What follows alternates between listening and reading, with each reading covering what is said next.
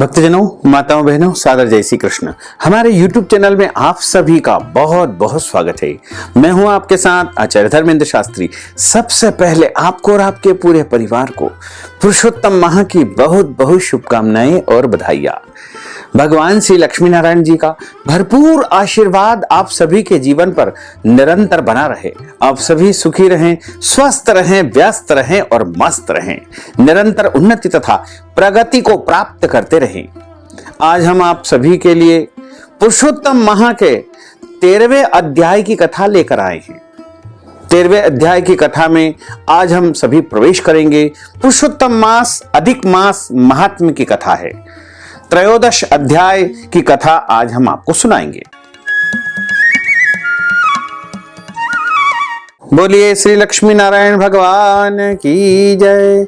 गुरुर् ब्रह्मा गुरुर्विष्णु गुरुर्देवो महेश्वरा गुरुः साक्षात् परब्रह्म तस्मै श्री गुरुवे नमः। श्री अखंड मंडलाकारं व्याप्तं येन चराचरं तत्पदं दर्शितं येन तस्मै श्री गुरुवे नमः। वसुदेव सुतं देवं कंसचाणूरमर्दनं देवकी परमानन्दं कृष्णं वन्दे जगद्गुरुं। कृष्णाय वासुदेवाय हरये परमात्मने प्रणतः क्लेशनाशाय गोविन्दाय नमो नमः। सच्चिदानंद रूपाय विश्वोत्पत्त्यादि हेतवे तापत्रय विनाशाय श्री कृष्णाय वयं नुमः। यं प्रव्रजन्तमनुपेतमपेतु कृत्यं द्वैपायनो विरह कातर आजुहाव। पुत्रेति तन्मयतया तरवोभिनेदुस्तं सर्वभूतहृदयं मुनिमानतोऽस्मि। बर्हापीडं नटवरवपुः कर्णयो कर्णिकारं बिभ्रद्वास कनककपीशं वैजयन्तीं च मालां। रन्ध्रान् वेणोर्धरसुधया पूरयन् गोपवृन्दैः वृन्दारण्यं स्वपदरमणं प्राविशत गीतिकीर्तिः। कस्तूरीतिलकं ललाटपटले वक्षस्थले कौस्तुभं नासाग्रे वरमौक्तिकङ्करतले वेणुः करे कङ्कणं। सर्वाङ्गे हरिचन्दनं सुललितं कण्ठे च मुक्तावलिं गोपस्त्री परिवेष्टितो विजयते गोपालचूडामणिं। फुल्लेन्दीवरकान्तिमिन्दुवदनं वरहावतं सप्रियं श्रीवत्साङ्कमुदारकौस्तुभधरं पीतांबरं सुंदरं। गोपीनां नयनोत्पलार्चिततनुं गोगोपसंघावृतं गोविन्दं कलवेणुवादनपरं दिव्यांगभूषणं भजे। करारविन्देन पदारविन्दं मुखारविन्देन विनिवेशयन्तीं वटस्य पत्रस्य पुटेशयानं बालं मुकुन्दं मनसा स्मरामि। जय जय श्री राधारमण जय जय नवल किशोर जय गोपी चित चोर प्रभु जय जय माखन चोर। मात मेरी श्री राधिका पिता मेरे घनश्याम इन दोनों के चरणन में मेरा बारंबार प्रणाम। मेरा बारंबार प्रणाम। मेरा बारंबार प्रणाम। मोहिनी मूरत श्याम की वो मन रही समाय जो मेहंदी के पात में लाली रही समाय। धन यौवन एक दिन उड़ जाएंगे जैसे उड़े कपूर। मन मूरख तू राम भज क्यों चाटे जगधूर। राम कृष्ण दो एक है अंतर नहीं निमेष। इनके नयन गभीर है उनके चपल विशेष। तन पवित्र सेवा किए धन पवित्र कर दान। मन पवित्र हरि भजन सो होत त्रिविध कल्याण। बोलिए श्री वृंदावन बिहारी लाल की जय, श्री द्वारकाधीश भगवान की जय, श्री गिरिराज धरण की जय, श्री गोवर्धन नाथ भगवान की जय, श्री बालकृष्ण लाल की जय, श्री श्याम सुंदर यमुने महारानी की जय, जगत गुरु श्री वल्लभाधीश की जय, श्री गुसाई जी परम दयाल की जय, श्री गुरुदेव की जय, आज के आनंद की जय, लाडले लाल की जय। श्री कृष्णाय नमः, श्री गोपी जन वल्लभाय नमः।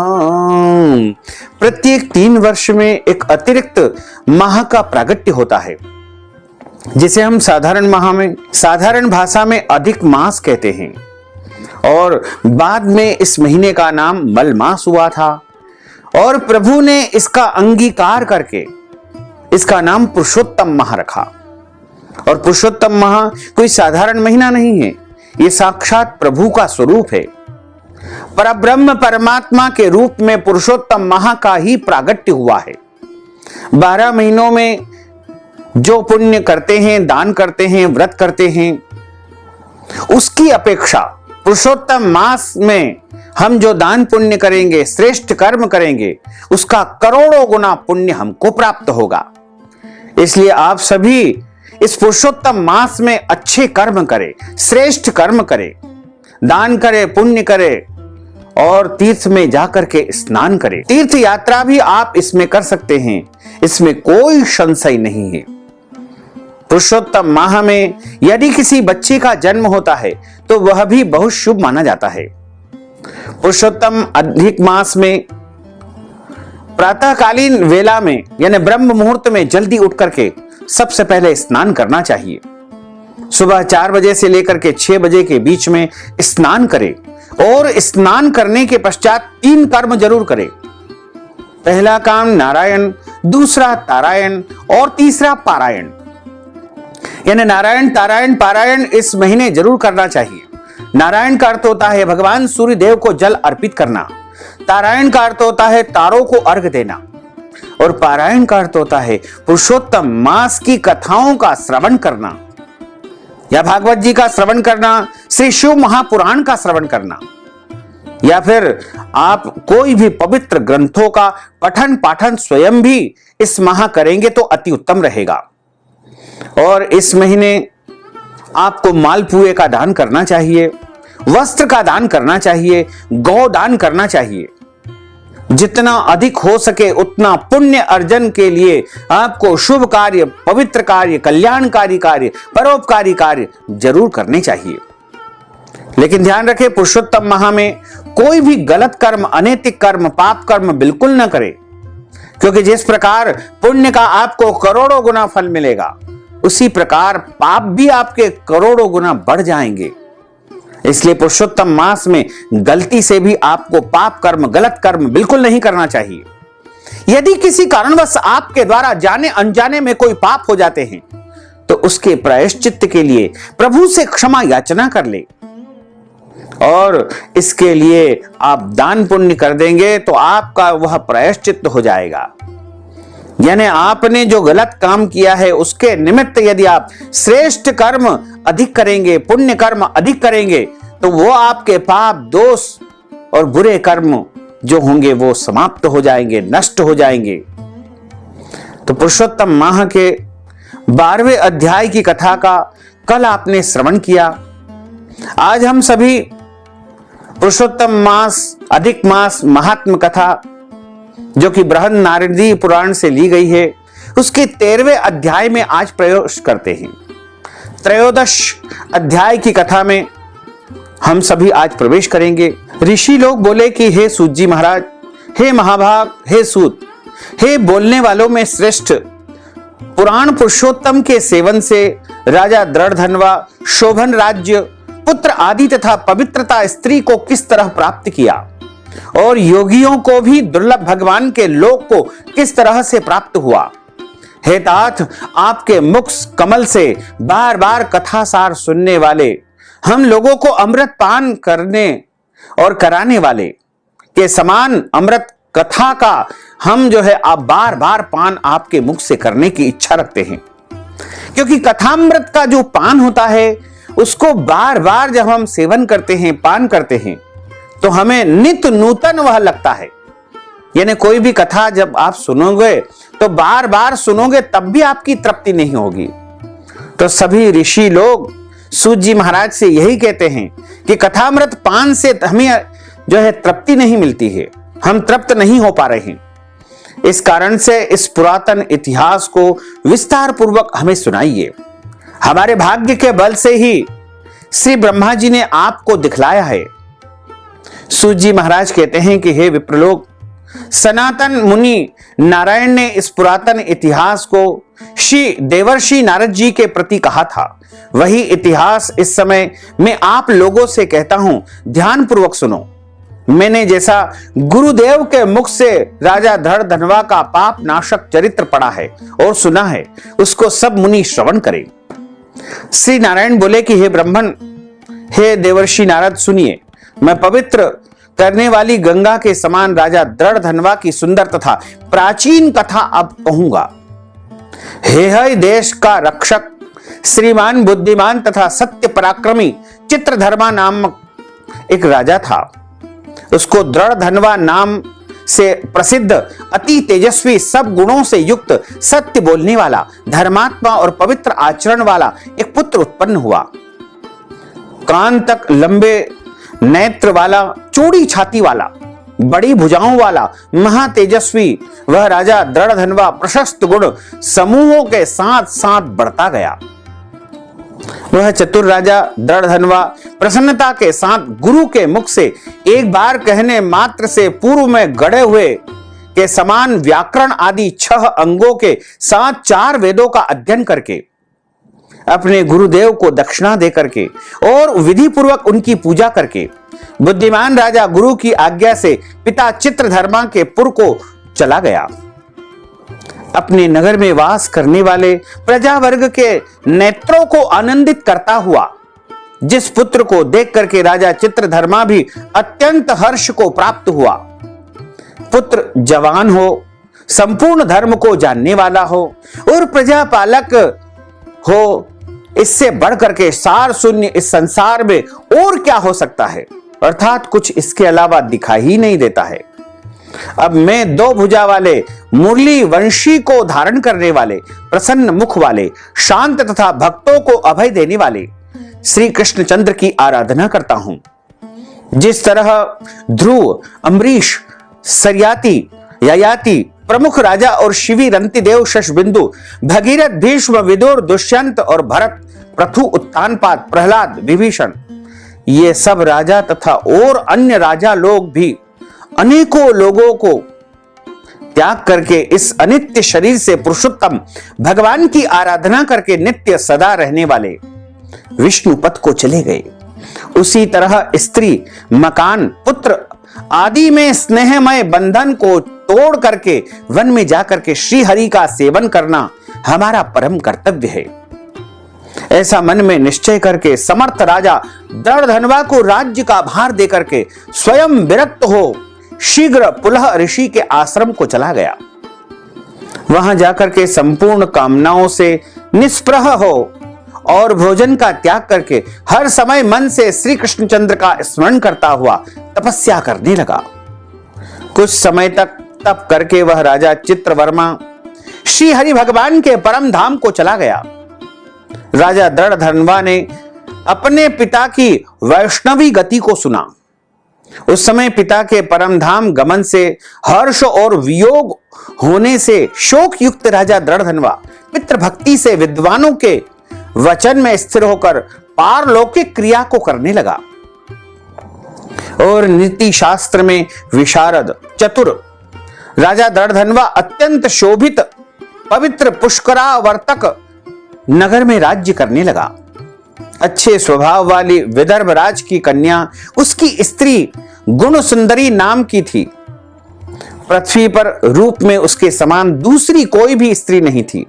उस गुण सुंदरी ने चतुर, सुंदर, शुभ आचरण वाले 4 पुत्रों को जन्म दिया और संपूर्ण लक्षणों से युक्त चारुमती नामक कन्या को उत्पन्न किया।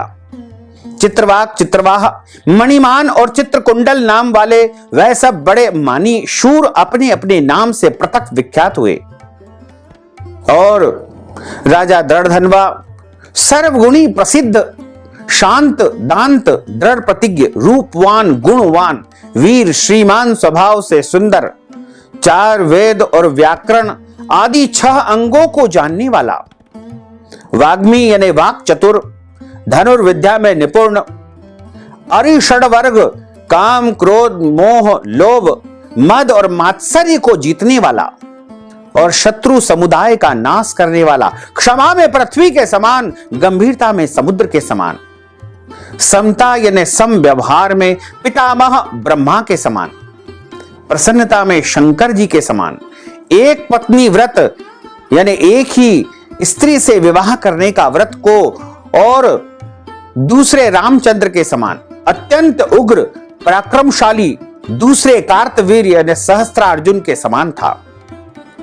श्री नारायण बोले कि हे नारद जी, एक समय रात्रि में शयन किए हुए उस राजा दृढ़धनवा को चिंता हुई कि अहो, यह वैभव संपत्ति किस महान पुण्य से हमें प्राप्त हुई है। न तो मैंने तप किया है, न मैंने दान किया है, न कहीं पर कुछ यज्ञ हवन भी नहीं किया है। मैं इस भाग्योदय का कारण किससे पूछूं? इस प्रकार चिंता करते ही राजा दृढ़धनवा की रात्रि व्यतीत हो गई। प्रातःकाल ब्रह्म मुहूर्त में उठ करके विधि पूर्वक स्नान करके उदय को प्राप्त सूर्य भगवान का उपस्थान यानी अर्घ्य दे करके भगवान की कला की पूजा करके अर्थात देव मंदिरों में जाकर के देवताओं का पूजन कर ब्राह्मणों को दान करके तथा नमस्कार करके घोड़े पर सवार हो गया। उसके बाद शिकार खेलने की इच्छा से शीघ्र ही वन में प्रस्थान किया। वहां पर बहुत से मृग यानी हिरण, वाराह यानी सुअर, सिंह और गाय, चंवरी गाय का शिकार किया। उसी समय राजा दृढ़धनवा के बाण से घायल होकर कोई मृग बाण सहित शीघ्र एक वन से दूसरे वन को चला गया। रुधिर गिरे हुए मार्ग से राजा भी उस हिरण के पीछे पीछे गया, परंतु हिरण कहीं झाड़ी में छिप गया। राजा उस वन में उसे खोजता ही रह गया। पिपासा यानी बहुत प्यास से व्याकुल उस राजा ने समुद्र के समान एक तालाब को देखा और वहां जल्दी से जाकर पानी पी करके उस सरोवर के किनारे पर चला गया। वहां घनी छाया वाले एक विशाल वट वृक्ष को देखा। उस वृक्ष की जटा में घोड़े को बांधकर राजा वहीं बैठ गया। उसी समय कोई एक परम सुंदर सुग्गा यानी राजा को मोहित करने वाले तुलना रहित मनुष्यवाणी को बोलता हुआ आया। केवल राजा को बैठा देख करके उसको संबोधित करते हुए एक ही श्लोक को बार बार पढ़ने लगा। वह कहने लगा कि इस पृथ्वी पर विद्यमान अतुल सुख को देख करके तू तत्व यानी आत्मा का चिंतन नहीं करता है। इस संसार के पार को तू कैसे हो जाएगा? बार बार इस श्लोक को राजा दृढ़धनवा के सामने वह बोलने लगा। राजा उसके वचन को सुनकर के प्रसन्न हुआ और उस पर मोहित हो गया कि इस शुक पक्षी ने दुख से जानने योग्य सार भरे हुए नारियल फल के समान अगम्य एक ही श्लोक को बार बार बोलते हुए क्या कहा है। क्या यह श्री कृष्ण द्वैपायन वेदव्यास जी के श्रेष्ठ पुत्र शुकदेव जी तो नहीं है, जो कि श्री कृष्णचंद्र के सेवक मुझको मूढ़ और संसार सागर में डूबा देख करके राजा परीक्षित के समान कृपा करके उद्धार करने की इच्छा से मेरे पास आए हुए हैं। इस तरह वह विचार करने लगा। चिंता करते हुए राजा दृढ़धनवा की सेना उसके पास आ गई। शुक पक्षी राजा को उपदेश दे करके स्वयं अंतर्ध्यान अलक्षित हो गया।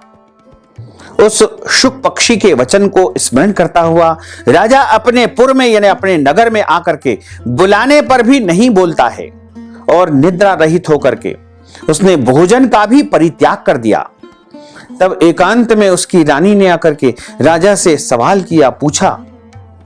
वह गुण सुंदरी बोली कि हे पुरुषों में श्रेष्ठ, यह आपका मन क्यों मलिन हो गया है? हे भूपाल, पृथ्वी के रक्षक, उठिए उठिए, भोगों को भोगिए और वचन तो बोलिए, कुछ तो बोलिए।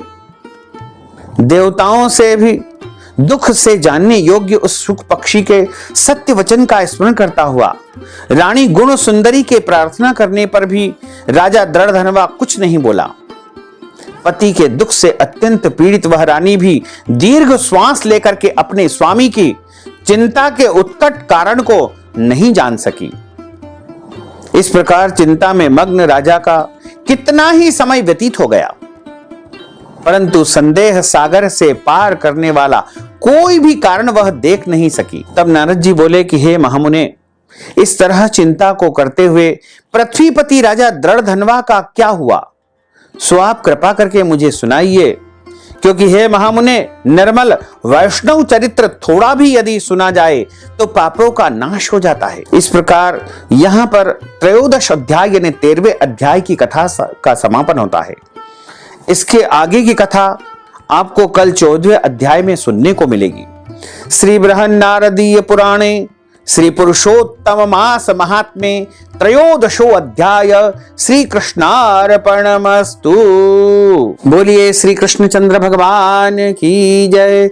अच्युतम केशवम राम नारायणम कृष्ण दामोदरम वासुदेवम हरे श्रीधरम माधवम गोपिका वल्लभम श्री जानकी नायकम श्री रामचंद्रम भजे जानकी मनोहरम सर्वलोक नायकम श्री शंकरादि सेवितम पुण्य नाम कीर्तनम श्री राम राम राम राम राम नाम तायकम रामा कृष्ण वासुदेवा भक्ति मुक्तिदायकम रामा कृष्ण वासुदेवा भक्ति मुक्तिदायकम रामा कृष्ण वासुदेवा भक्ति मुक्तिदायकम हरे राम राम राम हरे हरे हरे कृष्ण कृष्ण कृष्ण हरे हरे हरे राम राम राम हरे हरे हरे कृष्ण कृष्ण कृष्ण हरे हरे श्री कृष्ण गोविंद हरे मुरारे हे नाथ नारायण वासुदेवा श्री कृष्ण गोविंद हरे मुरारे हे नाथ नारायण वासुदेवा श्री कृष्ण गोविंद हरे मुरारे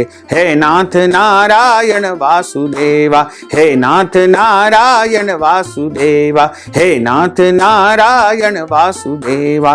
बोलिए श्री वृंदावन बिहारी लाल की जय, श्री द्वारकाधीश भगवान की जय, गोपाल कृष्ण भगवान की जय, पुराण पुरुषोत्तम भगवान की जय, श्री गोवर्धन नाथ भगवान की जय, श्री गिरिराज धरण की जय, श्री बाल कृष्ण लाल की जय, श्री श्याम सुंदर यमुने महारानी की जय, जगत गुरु श्री वल्लभाधीश की जय, श्री गोसाई जी परम दयाल की जय, श्री गुरुदेव की जय, लाडले लाल की जय। धर्म की जय हो, अधर्म का नाश हो, प्राणियों में सद्भावना हो, विश्व का कल्याण हो, सनातन धर्म की जय हो, गौ माता की जय हो, नगर बस्ती की जय हो, आज के आनंद की जय हो, कल के आनंद की जय हो, परसों के आनंद की जय हो, बरसों बरसों के आनंद की जय हो। ओम नमः पार्वती पते हर हर महादेव हर। जय जय श्री राधे श्याम। काल हर कंटक हर दुख हर दारिद्र हर आनंद की लहर कर।